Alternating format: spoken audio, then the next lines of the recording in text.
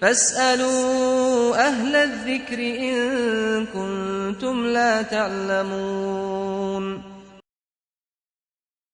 إن الحمد لله نحمده ونستعينه ونستهديه ونستغفره ونعوذ بالله من شرور أنفسنا ومن سيئات أعمالنا. من يهده الله فلا مضل له ومن يضلل فلا هادي له، وأشهد أن لا إله إلا الله وحده لا شريك له، وأشهد أن محمدا عبده ورسوله. Dear brothers and sisters in Islam, Assalamu alaikum wa rahmatullahi wa barakatuh. I'm your host Karim AbuZaid, and I welcome you once again to another edition of Let's Talk About It. This show is designed for you to call in with your questions, suggestions, recommendations, critiques, and share your thoughts with the rest of the viewers. I invite you, dear viewers, brothers and sisters in Islam, to call us 1-800-587-9075. We are live right now as we speak. It is almost 9:38 Eastern Standard Time, 7:38 Mountain Standard Time, 6:38 Pacific Standard Time. We are live. We expect you to give us a call. Dear viewers, brothers and sisters in Islam, the show or the theme for the show tonight is making a change. This is something that normally triggers us when we receive a new day, a new hour, a new year, a new month, a new week. What is your plans for 2015? Are you going to have changes in your lives? Especially once it comes to your relationship with Allah subhanahu wa ta'ala. If there is something that you wish to change, what would that be? This is the question that we have for you tonight. So if you call us, of course, if you have a question and you just wanting an answer, I will definitely respect that, and I will just answer your question if you do not wish to share your thoughts. Again, we're looking for changes on an individual level, on a community level, in a family level, and also in an ummah level. What would you like to see happen in the year 2015, bi'idhnillahi ta'ala, for the Muslims? Again, it's now time. The phone lines are open. 1-800-587-9075. You call us now. Inshallah, we'll be taking your questions bi'idhnillahi ta'ala. Dear viewers, brothers and sisters in Islam. Again, Facebook page is another way to communicate with us. www.facebook.com/IslamQA.TV. You can always go there and please like that page to begin with. This is where we post the videos from previous shows, and go ahead and inshallah post your comments, the answer to the questions that we have tonight. Again, 1-800-587-9075. The phone lines are open right now, dear viewers, brothers and sisters in Islam. You can give us a call right now, and we will be more than happy to answer you. But as I wait for your phone calls, inshallah, 1-800-587-9075. I'm asked once again to remind you with the phone numbers in case if they are not shown on the screen. But I do think that they are shown on the screen, inshallah. 1-800-587, repeat after me, 1-800-587-9075. Give us a call right now, dear viewers, brothers and sisters in Islam. Again, if you do have a question, we will definitely answer your question. And if you wish to participate in the theme of our show tonight, and actually this week, bi'idhnillahi ta'ala, by the permission of Allah subhanahu wa ta'ala, we will be more than happy to take your comments. Again, your thoughts on 215. What change should occur on an individual level, on a community, in your small circle community? What would you like to see? And in an ummah level as well. I tell you something that I wish to share with you.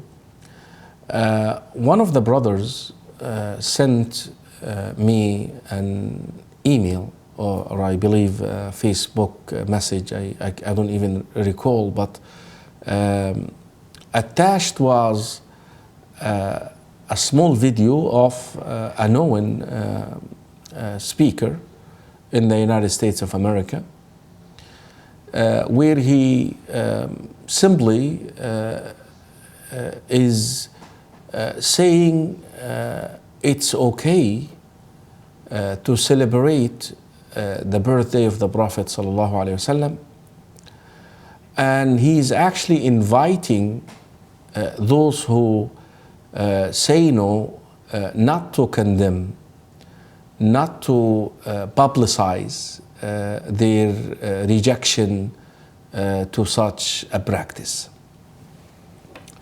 And when I watch such videos, I normally watch them, from not to pick on the speaker or not to have an already built up reaction to it. No, I know him, and I know where he stands, and I know where he's coming from, but yet the subject was Mawludun Nabi, whether we should celebrate it or not. So normally when you try to watch such a video with that title, you try to dismiss any preconceived notion or feelings regarding the speaker, and just listen to what he has to say as a student of knowledge, looking for an evidence that would establish his invitation. So his invitation was, it is okay, this is number one, to celebrate the birthday of the Prophet sallallahu alaihi wasallam, and it is a big no. He rejects the fact that individuals who oppose this view should speak about it, should speak about their position. Basically, they should take it easy on the brothers and sisters who are at the other end of this. Now, what criteria, what reason, what evidence out there for you to simply make that request? He did not mention hadith, he did not mention Quran. What he mentioned was that this matter, this subject, has been a subject of disagreement amongst the Muslims. And now, subjects of disagreements amongst the Muslims, if the subject does not have ijma', scholarly consensus on it, then it is a subject of disagreement.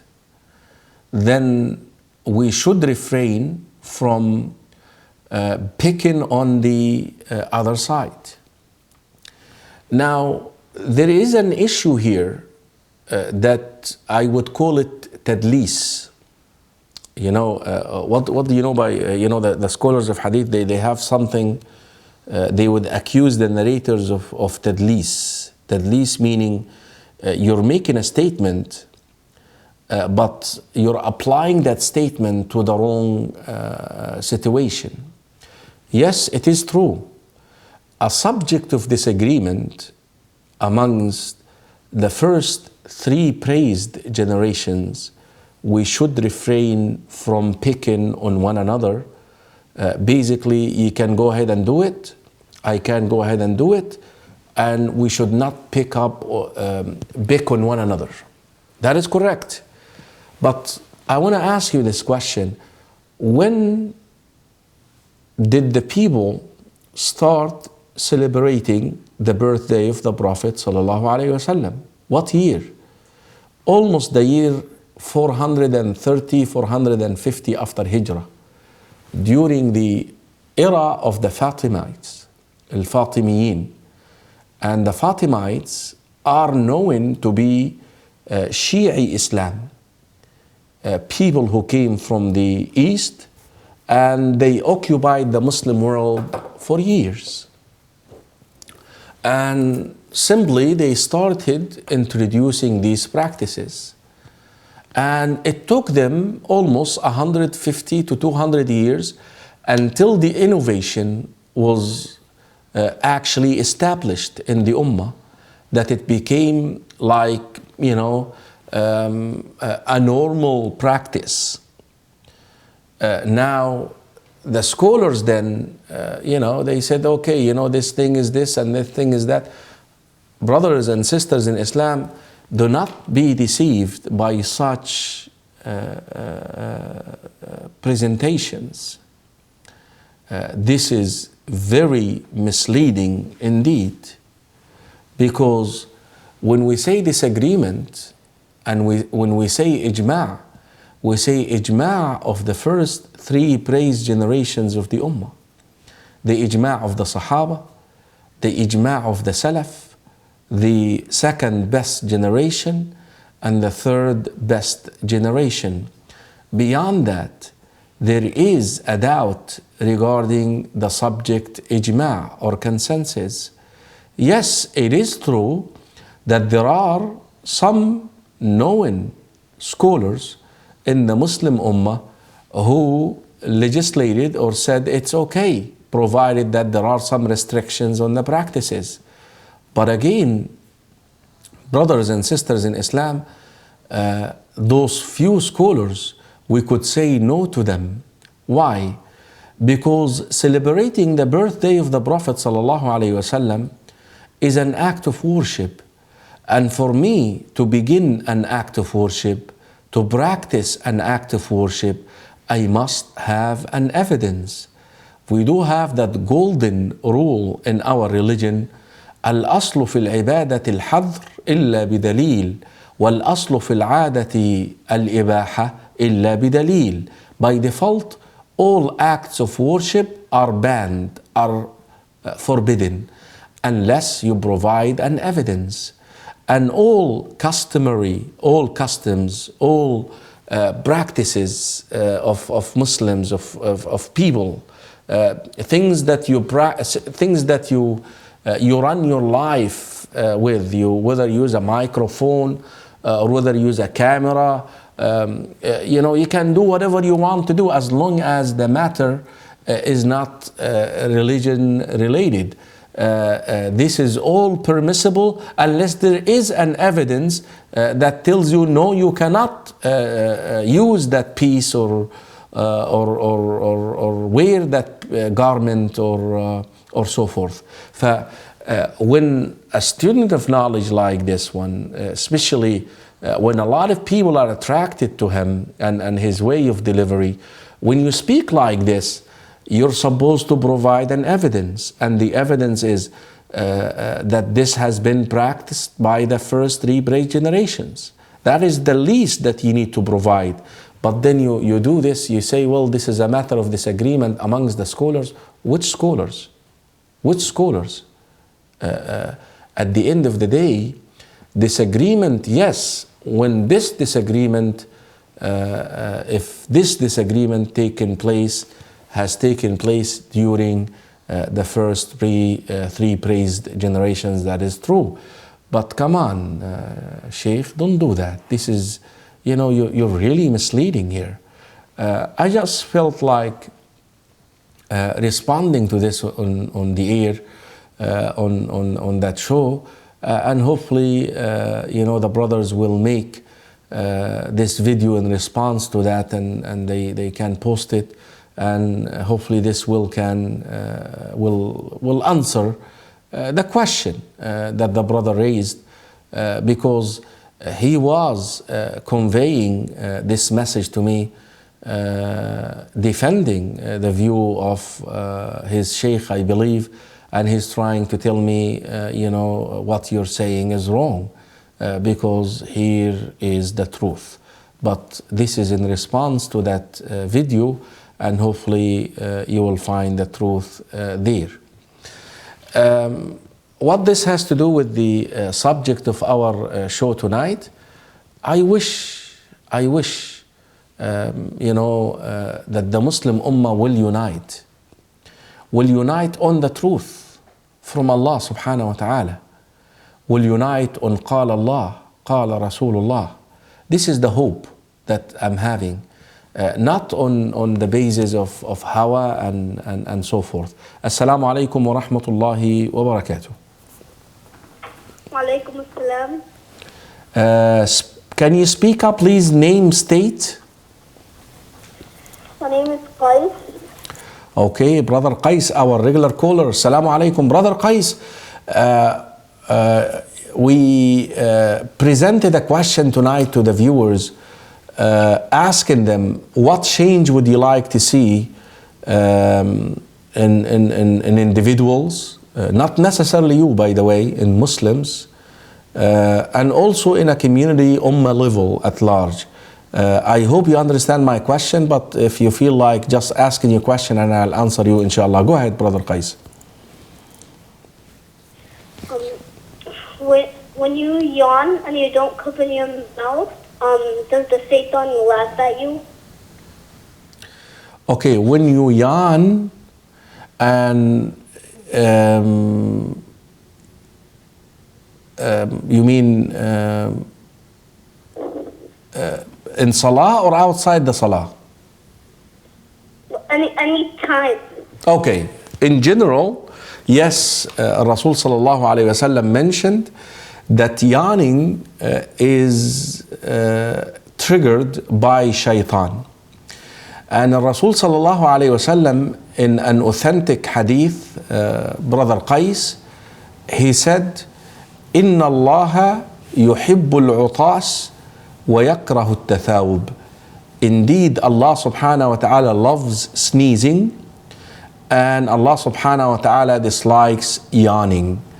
So, and in another hadith, yawning is triggered by shaitan. And Rasul sallallahu alayhi wa sallam told us that if you happen to yawn, make sure that you force yourself not to allow your mouth to open, because at this time shaitan laughs at you, ridicules you, as if shaitan has won over you. So we're supposed to force our mouth not to open wide, and if we can, place the hand on the mouth to help this out. Jazakallahu khairan, Brother Qais. Do you wish to participate in our theme tonight or no? No. Okay, Jazakallahu khairan. We respect that, and may Allah subhanahu wa ta'ala reward you for your question.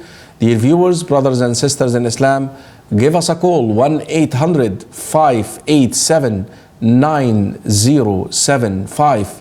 Please give us a call. Let us hear what you have to say. Assalamu alaikum wa rahmatullahi wa barakatuh.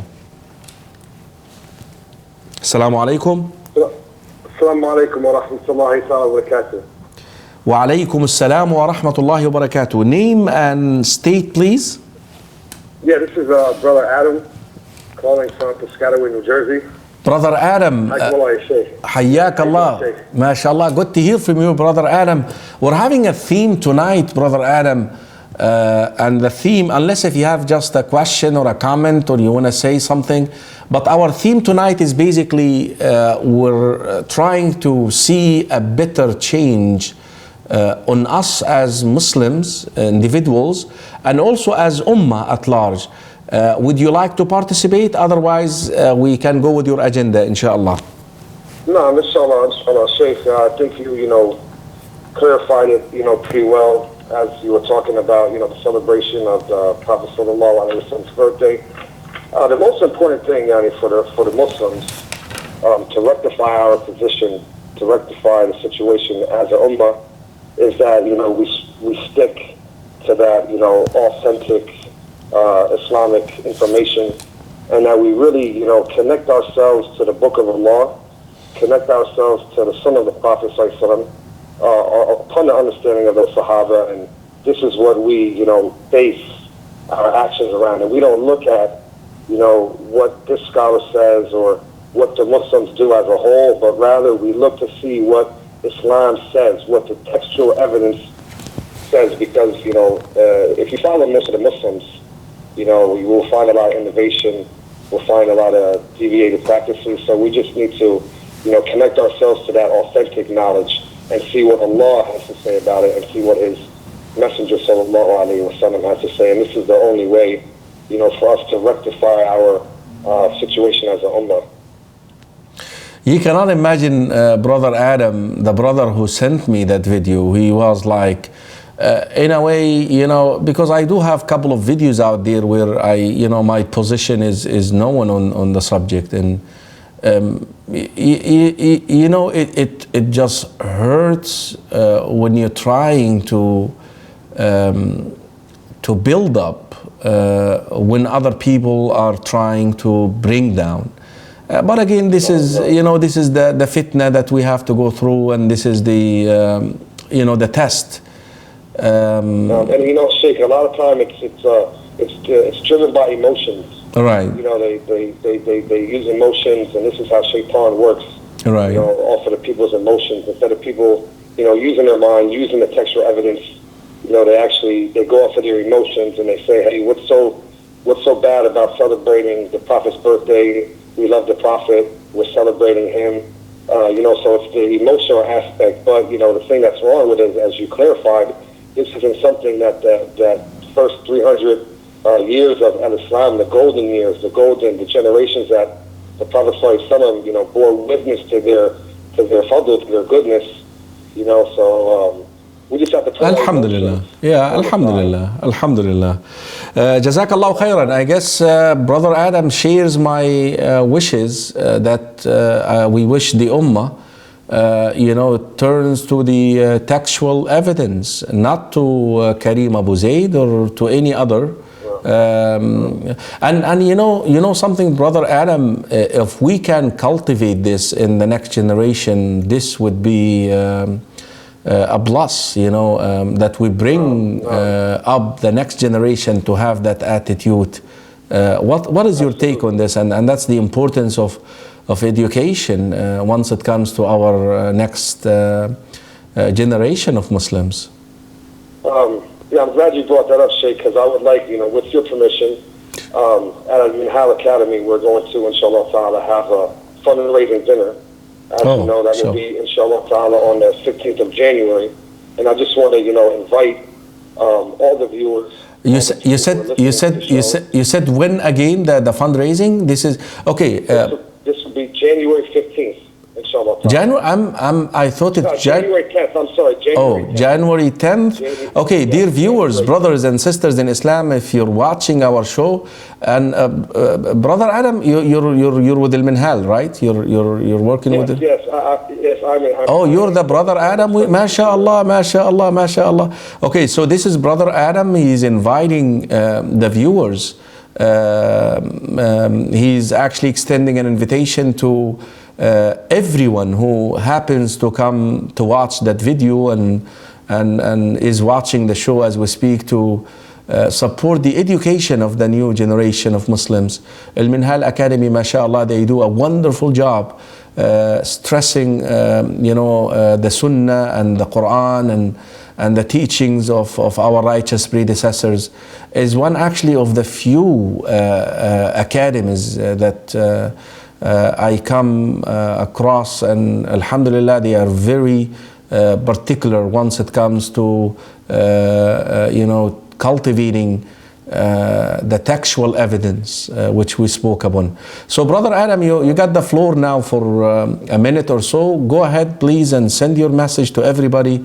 Please, dear viewers, if you can give Brother Adam an ear and your heart as well, so you hear him, inshallah. Go ahead, inshallah, Brother Adam. Okay, but yeah, inshallah ta'ala, whoever can attend, we would love for as many people attend as possible, and inshallah ta'ala to donate very generously to Al-Minhal Academy.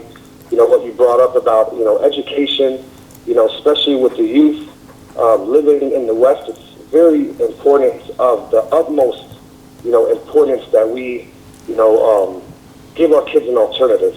Instead of having to send our kids to the public school where they'll be, exposed to a lot of deviant teachings or bad habits of the non-Muslims, we try at Al-Minhal to give the kids that pure Islamic environment, bring them up upon the teachings of the Quran, of the Sunnah, of the way of the righteous predecessors, and, in hopes that, bi'idhnillahi ta'ala, we were bringing up a generation that will be leaders in the Muslim community, but not just in the Muslim community, but also, leaders in American society who, bi'idhnillah, by the permission of Allah, will contribute, a great deal to society at large. But it's the utmost important that, all the Muslims, living here, living outside of here, wherever we are, that we, feel a great responsibility on our shoulders, that we really need to sacrifice and we really need to support these projects so, we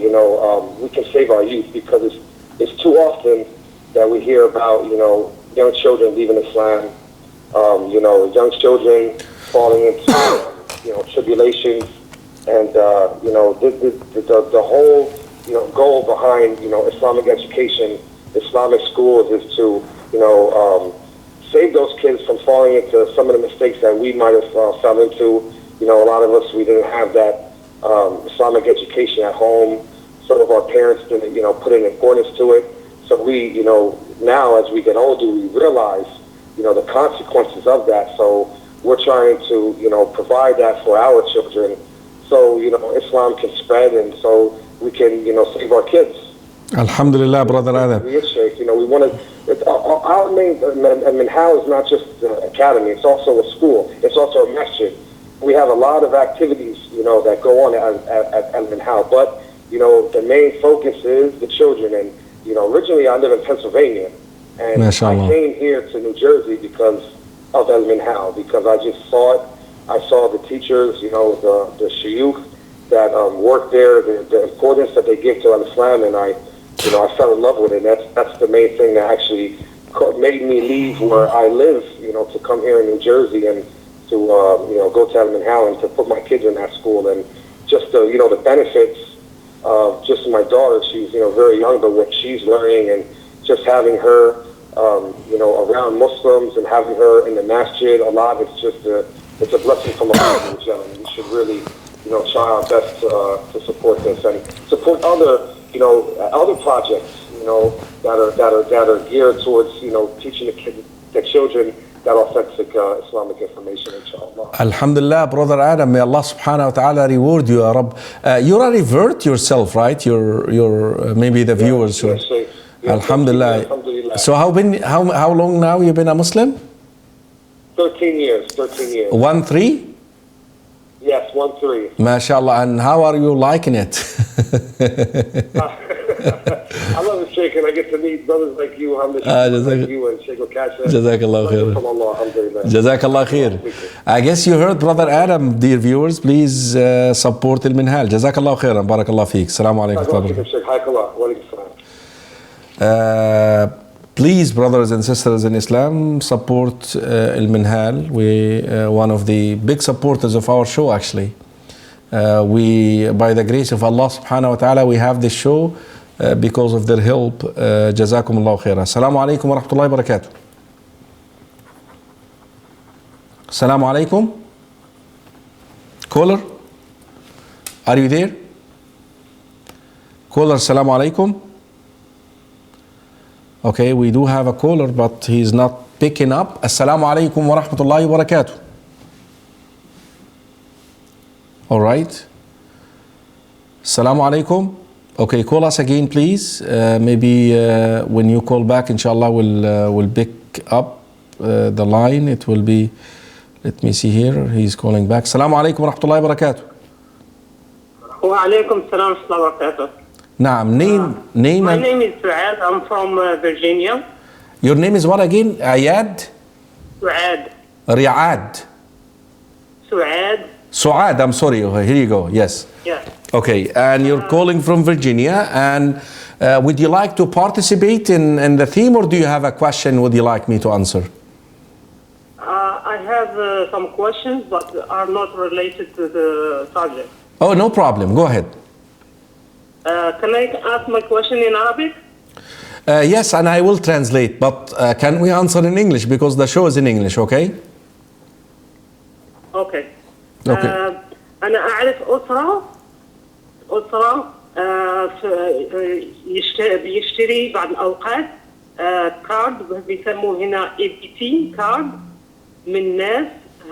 مثلا هذا الناس بيجوا هم المحل لعنده بيبيعوه هذا EBT كارد لأنهم هم محتاجين مثلا فلوس، فبيبيعوه EBT كارد بأقل من ثمن الكارد. مثلا إذا كان البطاقة مثلا قدرها $400، هو الشخص بيبيع له هذه البطاقة مثلا $200 أو $300. طب وبيعمل كده ليه؟ Why is he doing that? هو الناس بيجوا المحل بيسألوا إذا كان حابب يشتري هذا الكارد. ربما لأنهم هم بعض الناس يكونوا محتاجين الفلوس مش الكارد، فبيبيعوا هذا الكارد. إيه الكارد ده يا أختي؟ الكارد بتاعي بتاع طعام، بتاع أكل؟ هذا الكارد اللي بيعطي الدولة، بتعطي المساعدات ليهم. نعم. عبر هذا الكارد بيسموها EBT كارد، اللي هي بتعطي مساعدات زي الفود كيوبون كده، زي الفود كيوبونز يعني. طيب بارك الله فيك. نعم. فيعني نعم، جزاك الله خيرا، بارك الله فيك. نعم. إذا كان هو هذا الشخص بيشتري من عندهم الكارد أقل من ثمنه، هل هذا يسمى بدعة؟ نعم. يسمى يعني ربا. نعم. جزاك الله خيرا بإذن الله. I will answer you إن شاء الله. سأجيبك. إذا كان ربا. نعم. I have another question. إذا ربا، لأن أنا بحكم أنني أنا صديقة قريبة لهم، يعني إذا كانت ربا إذا أنا لا يجوز لي أن آكل عندهم. نعم. جزاك الله خيرا، سنجيب عنك إن شاء الله. بارك الله فيك. أعطي سؤال آخر إذا كان ممكن. نعم تفضلي. في مثلا هذه صديقة اشترت تليفون من شركة، لكن البيع كان بالتقسيط. هي كان مثلا تليفون ثمنه $600، فهي كل شهر تدفع $20. بعد شهرين أو 3 تروح وتاخذ هذا التليفون، لأن مثلا أولادها بيلعبوا بالتليفون فبيكون خرب التليفون. تروح وترجع لهم التليفون وتاخذ تليفون ثاني جديد، وفي نفس الوقت التليفون الأول كأنه مثلا اتلغى، يعني تقسيط. فما بتبدأ من أول وجديد، تبدأ تعطيهم يعني ثمن التليفون الثاني. فأنا شكيت في أن المسألة فيها ربا، لأنها استفادت من التليفون، ولكن لأنه انخرب وأعطتهم وهي ما كملت ثمن التليفون للشركة. يعني الاتفاق كان بينها وبين الشركة إنه لو اتخرب التليفون ممكن تراجعه إن شاء الله. بارك الله فيك، نجيبك إن شاء الله. جزاك الله خيرا. شكرا. عفوا. Brothers and sisters in Islam, sorry, the sister wanted to present her questions in Arabic. And sorry you got off the subject here. But very quickly, she had two questions. I think they are very much of interest to you. The second question is a very easy one. Basically, you're buying a phone on installment, but within the agreement with the phone company that if the phone breaks, then you are entitled to bring it back and take a new one. There is nothing wrong with that. If you having an agreement, but if this is insurance, then insurance is haram in Islam. Now, we know that insurances are unlawful in Islam, and we only use them if we have to. Now, should you be using insurance for telephone? I would not recommend it at all. You can make sure that you're protecting your phone, you buy all these covers, and inshallah your phone will be in a good shape, inshallah. So if insurance is the medium here, which entitles the sister to bring back the phone and replace it with a new phone, and with this she basically ends up with a new payment plan different to the original one, then insurance itself, it's haram. But if the agreement, if there is a contract with the phone company that if something goes wrong with the phone, I can bring it back and replace it, then this is lawful. There is nothing wrong with that. Again, as I pick up and try to answer her second question, I am calling you to call 1-800-587-9075, 1-800-587-9075. We also have a Facebook page where you can post or communicate your question or your contribution to the show, inshallah. The second question that our sister Suad had from Virginia is $1 million, a common question. And I am not saying that this is the scenario that she is presenting, but 99.9% of the situation is normally this way. Let me pick up this caller and then we'll go back to Sister Suad question. Assalamu alaikum wa rahmatullahi wa barakatuh. Walaikum assalam wa rahmatullahi wa barakatuh. Naam, name and state please. Hanifa, California. Sister Hanifa, we have a theme tonight. Basically, what change would you like to see on Muslims as individuals and on the Ummah at large? If you wish to participate, if not, I will be more than happy to just take your question and answer you, inshallah. Are you I had sort of a question. Okay. Outside of the. That's fine. That I would like to see the Muslim Ummah like stop being racist. Racist? And yeah, there is racism. Oh. I mean, there's like non-Arabs saying bad things about Arabs, and there's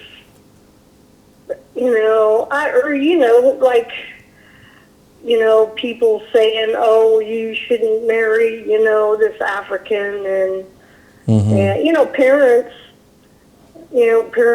like are really,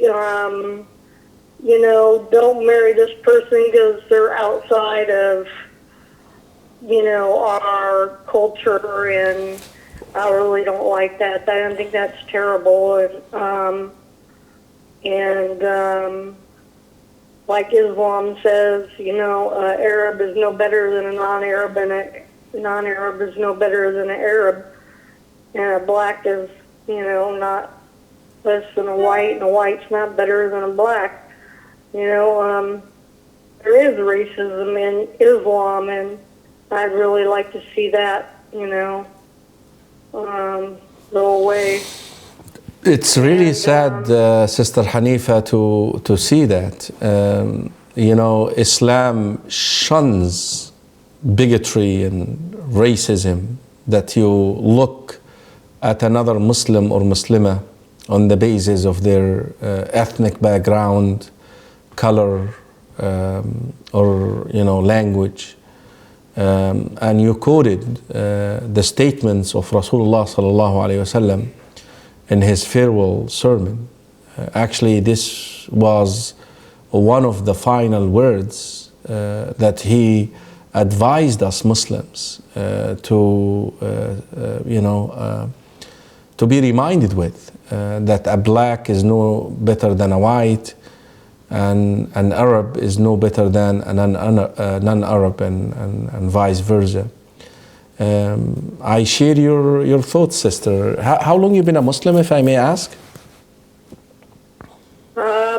I've been Muslim for 11 years. MashaAllah. A little over 11 years. MashaAllah. And since I became Muslim, it's like I see beauty in all people now, No. And, it's just really a shame that, some people are like,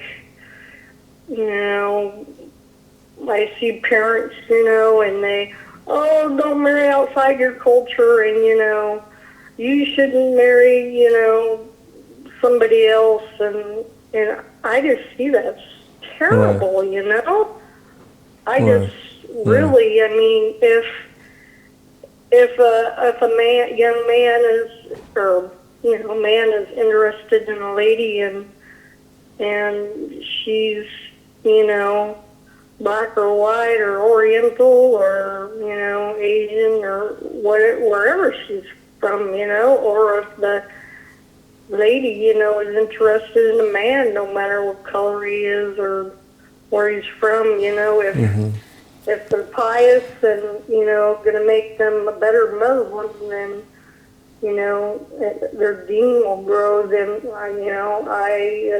I just don't see what the problem is and why people have to be that way. You see, the Prophet ﷺ, just to confirm your thoughts here with an authentic hadith, he said that a woman may be sought in marriage because of 4 things. And he ﷺ started with the things that we are more attracted to. But then he directed our attention to the one thing that we should not never compromise. He mentioned her wealth, her lineage, not in that sequence. He actually mentioned her beauty, then her wealth, and then her lineage, her ethnic background, basically, or her family status. And then he said her deen, her religion. And then he said, you better go with the one with the deen. Even if it comes out of your cultural circle or family circle, your objective is the deen. Jazakallah khairan. This is a very thoughtful wish. I ask Allah subhanahu wa ta'ala to make it happen in the ummah at large, Sister Hanifa. Ameen. Do you have a question for us beside this? Yeah, I was wondering,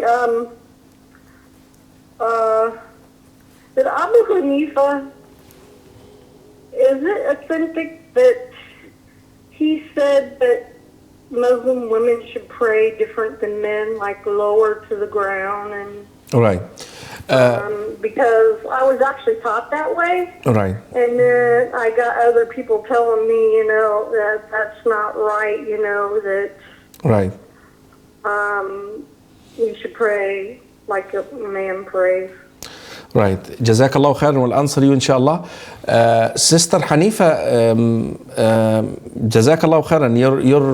Your question, I guess I can answer it right away, and so I can go back to Sister Suad's, because the brothers are telling me that the time is approaching here. The hadith which Abu Hanifa rahimahullah used to rule this is weak, is not authentic. And it is true, there is no distinction whatsoever between Salatul Mar'a wa Salatul Rajul. just to be clear on this, inshallah. So you got the right answer. Jazakallahu khairah. But you know, again, the reason why I said Abu Hanifa used the weak hadith, at his time, he did not know whether this hadith is weak or not. Because the science of the hadith was not as matured and as developed and as super as we do have it now. You see, Abu Hanifa, brothers and sisters in Islam, because we shouldn't be blaming our imams for ruling such rulings because they did not know at the time whether the hadith is authentic or not. And Abu Hanifa rahimahullah has placed a very good restriction upon all his rulings when he said إذا صح الحديث فهو مذهبي. If the hadith is authentic, then you adopt the hadith and you leave my school of thought. And he also mentioned that no one is entitled to convey his fatwas, his religious rulings on subjects without learning the dalil, the evidence that he has used as basis for his religious rulings. Why? Because the hadith could have been weakened, and this is the scenario that we have tonight. Jazakallahu khairan, Sister Hanifa. Barakallahu feek. Assalamu alaikum wa rahmatullahi wa barakatuh. Wa alaikum assalam wa rahmatullahi wa barakatuh. So our sister Suad, we still have 1-800-587-9075. We go back to our sister Suad's question. Basically, somebody goes and cheats the government and buys food coupons, and then he goes and simply sell them even for a cheaper price. I know this is not what you said, Sister Suad, but this is the scenario that we normally come across. The majority of the people do this, end up doing this. They actually go and cheat the system in order to trade and sell these food coupons to others even for a cheaper price. Cheating is haram. Muslims should not be cheating, even the system, even the government, even non-Muslims, we should not be cheating. But if the person has obtained these food, Assalamu alaikum wa rahmatullahi wa barakatuh. Can you hang in there just for less than a minute, inshallah, I'll be right with you. But if the person has acquired these coupons from lawful means that he truly qualifies, he's free to do whatever he wants to do with it. He can give it all in charity. You understand? There is nothing wrong. So what happens is, how did you earn it? How did you earn these food coupons? Is it from lawful means? Hopefully you have not cheated the system. If you qualify to receive it, then naturally you should use them for yourself if you do qualify. But if you end up donating them, if you end up giving them out to other people for a cheaper rate, this is okay. Assalamu alaikum wa rahmatullahi wa barakatuh. Wa alaikum salam. Naam, name and state, please. My name is Nuruddin from Denver, Colorado. Okay, brother Nuruddin, how are you doing? Alhamdulillah. And you have a question for us tonight? My question is, like, if you have seen, like, inside, like, that no one knows, and, like, to change it, it's kind of hard. How can you change it, like, easier? So again, Nuruddin, you have seen inside, what inside? Inside what? Like, inside your heart. Your heart. Mm-hmm. You seen what? Something wrong, you mean, or what? Just explain a little bit more your question, brother Nuruddin, because I'm not getting it. So, like, people think I'm good, like the outside. Okay. But inside, I know what I'm doing. Okay, I got you. I got you. What is your question then? So how can I change the... Okay, brother Nuruddin, you know that attitude that you have is a very, very healthy one. And I'm not praising you because we should not be praising one another, because we all must question ourselves, because we know ourselves more than anyone else. And the fact that Allah subhanahu wa ta'ala is making you appear in the eyes of people to be that good person, don't come on television or on, and disclose yourself. Keep that concealment which Allah has placed, that veil which Allah has placed upon you. This is the first advice that I advise you. But all of us, Brother Nuruddin, a sign of healthy faith, that dhammun nafs. Dhammun nafs. You know what dhammun nafs is? That you blame yourself, that you question yourself, that I'm not good. You know what, people say this about me, but yet I'm not good. I know you, myself, I'm not good. I still have all that to these issues and that issue without you disclosing it to others, but you talking to yourself. I want to let you know that this is a very healthy thing that you're saying. Now, how should you utilize this? Don't despair from Allah's mercy. Just try to make a change in your life, one step at a time. One step at a time.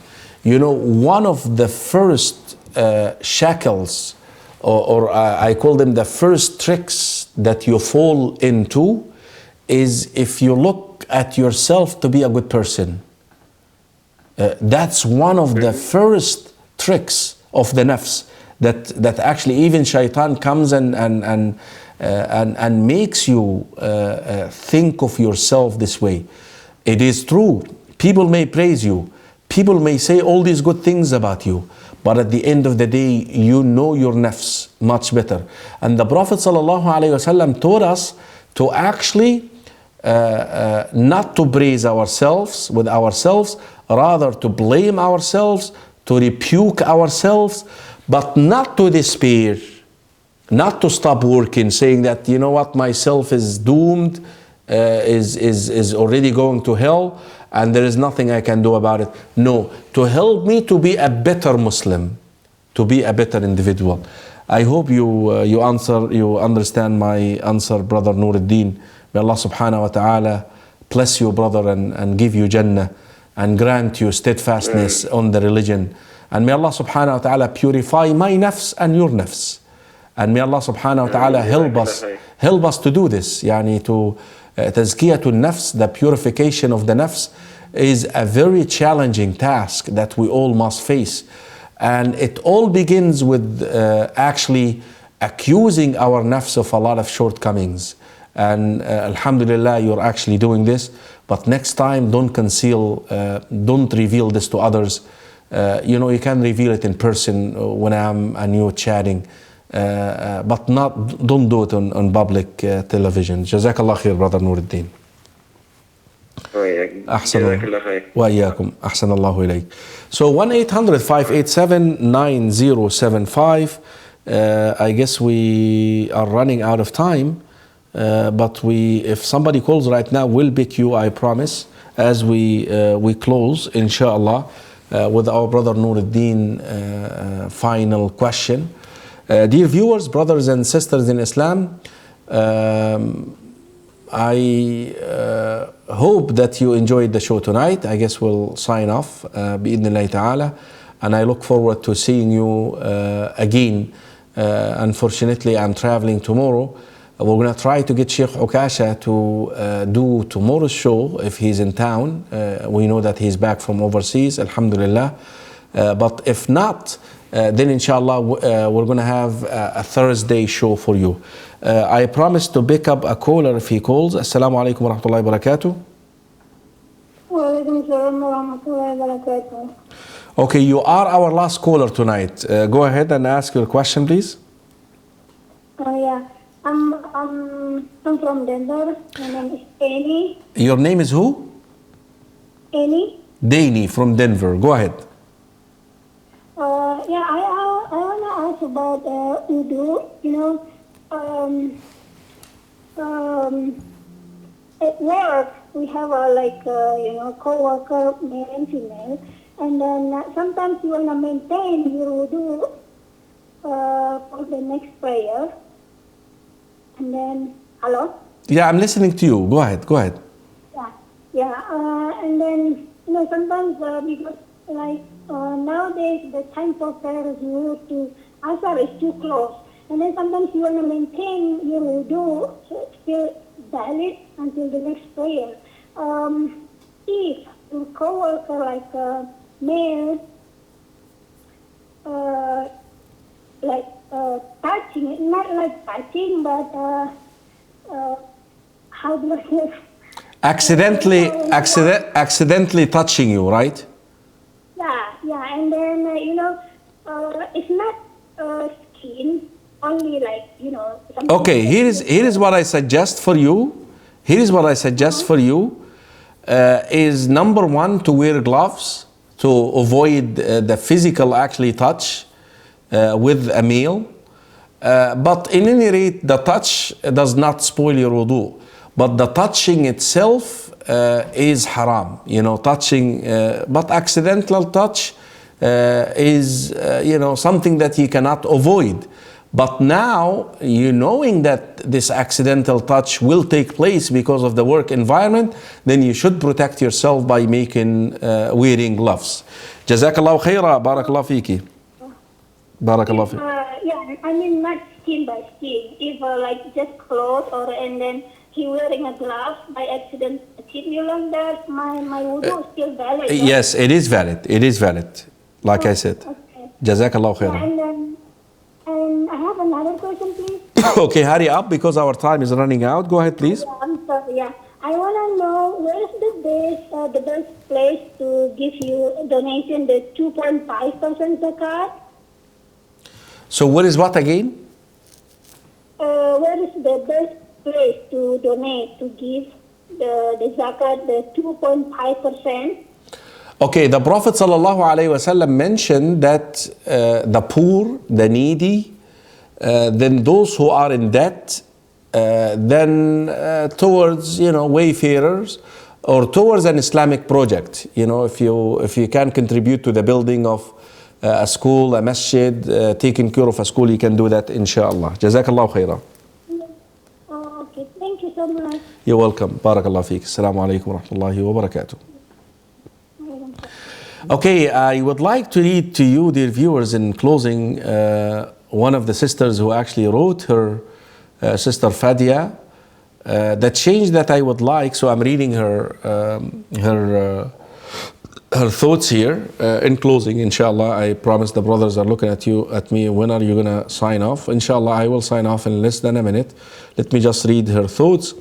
The change that I would like to see from our Muslim community all over the world is to increase our knowledge in Islam, understanding the Quran, and to try to memorize more surahs. Also learn and understand the ahadith of our beloved Prophet ﷺ. This way we can teach our children, who are the future generation, to carry the religion of Islam. This way we can increase our knowledge in Islam through Quran and authentic hadith. We move away from bid'ah of all colors, big and small. Beautifully said. Jazakallah khairan, sister. That actually sums up our show for tonight, and in a way it kind of ends the show the way that we started it. The solution is education. The solution is education. Brothers and sisters in Islam, I was about to finish my thought. So if Sheikh Ukasha is not, inshallah, going to be available tomorrow, then we'll make sure that he has a show for you on Thursday and Friday, bi'idhnillahi ta'ala. Again, this is just a promise based on or contingent upon his approval, inshallah. Until our next edition of Let's Talk About It, unfortunately tomorrow I will be traveling to Columbus, Ohio, just to give lectures there. They have a conference. I will have a couple of lectures and a Friday khutbah, and hopefully Sheikh Ukasha will cover up, inshallah, on my absence, bi'idhnillahi ta'ala. If not, I will see you next week. I leave you in the care of Allah. Till then, assalamu alaikum wa rahmatullahi wa barakatuh.